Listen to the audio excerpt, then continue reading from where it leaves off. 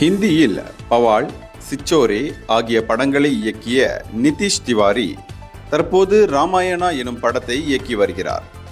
அதிக பொருட்செலவில் உருவாகும் இப்படத்தில் ராமராக ரன்பீர் கபூர், சீதாவாக சாய் பல்லவி மற்றும் ராவணனாக Yash நடிக்கின்றனர்.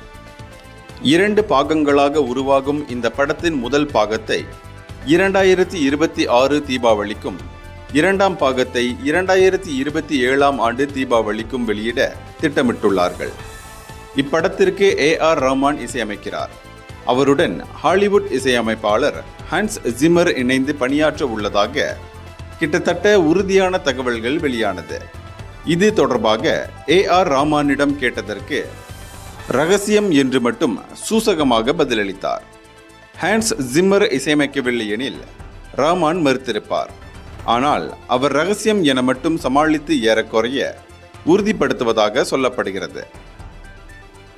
Hans Zimmer line king, டூனே ஆகிய ஹாலிவுட் படங்களுக்காக ஆஸ்கார் விருதுகளையும் வென்றுள்ளார். அத்துடன் 12 முறை ஆஸ்கார் விருதுக்கான இறுதி பட்டியலுக்கும் அவர் தேர்வானவர் என்பது குறிப்பிடத்தக்கது. இந்தியர்களின் இதய குரல் மக்களோசை.